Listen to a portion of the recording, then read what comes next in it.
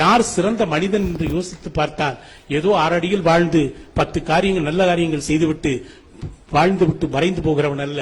எல்லோருக்கும் கையளவு இதயம்தான், எல்லோருக்கும் 100 கிராம் மூளைதான், எல்லோரும் 6 அடி 5 அடியில் வாழ்ந்து மறைகிறவள் தான். அவனல்ல நல்லவன். சிறுபஞ்ச மூலம் சொல்லுகிறது. யார் மேலானவன்?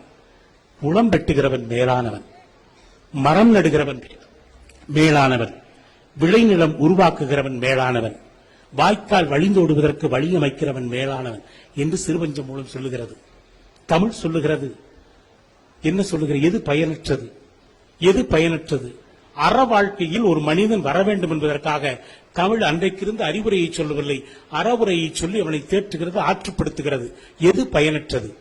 அரும்பசிக்கு உதவாத அன்னம், ஆபத்துக்கு உதவாத பிள்ளை, விருந்தில்லாத வீடு, செல்வமில்லாத வாழ்க்கை, குணமில்லாத மனைவி, இது பயனற்றது என்று சொல்லுகிறது.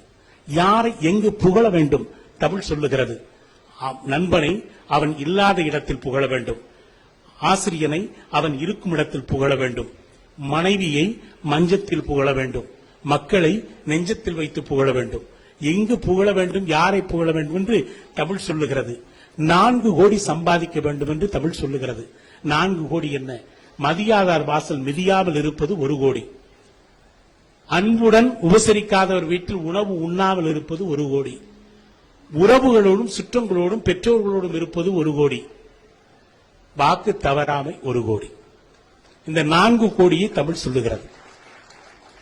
யாரை எங்கு எப்படி அறிந்து கொள்ள வேண்டும்? தமிழ் சொல்லுகிறது. ஏணிப்படியில் ஏறுகிற போது நண்பனை அறிந்து கொள், ஏணிப்படியிலிருந்து கீழே இறங்குகிற போது மனைவியை அறிந்து கொள், குதிரையை வாங்குகிற பொழுது இளைஞனுடைய கண்ணோடு போய் வாங்கு, மனைவியை தேர்ந்தெடுக்கிற பொழுது ஒரு கிழவனுடைய பார்வையோடு தேர்ந்தெடுக்கிறது. தமிழ் எந்த காலத்தில் எப்பொழுதிருந்து ஒரு அறநெறியை இந்த சமூகத்திற்கு மிகச் சரியாக சொல்லியிருக்கிறது.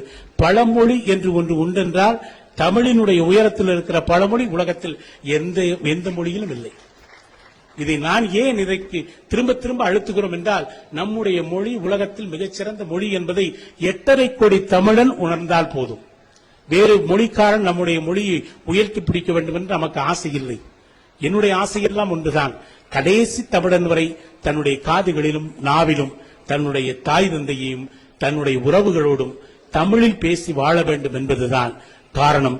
தமிழ் என்பது வாழ்வாதாரம், அயல்மொழி என்பது வணிகாதாரம். இதை புரிந்து கொண்டாலே போதும். 10 வயதில் எல்லோரும் அறியாமையோடு இருப்போம், தவறில்லை.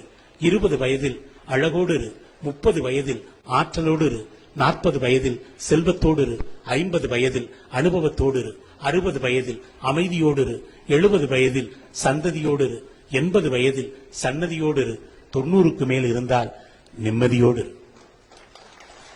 இந்த வாழ்க்கை சூத்திரத்தை சொல்வதும் தமிழ்தான். எனவேதான் நாம் தமிழை ஏன் படிக்க வேண்டும், தலைமுறைகள் ஏன் படிக்க வேண்டும் சொல்வதற்கு காரணம், மொழியினுடைய அடிப்படையிலே தான் ஒரு சமூகம் கட்டுமானமாக இருக்கிறது என்பதை நாம் புரிந்து கொள்ள வேண்டும். அறநெறியை சொன்ன மொழி நம் மொழி என்பதால் தமிழ் என்றால் வெறும் பொருள் அல்ல, தமிழ் என்றால் இன்பம் அல்ல, தமிழ் என்றால் அறம். அது குறித்துதான் நம்முடைய வாழ்க்கையில் எப்பொழுதும் நாம் 4 அறங்கள் முக்கியமான அறங்கள். எண்ணறம், இல்லறம், துறவறம், சொல்லறம், போருக்கறம்.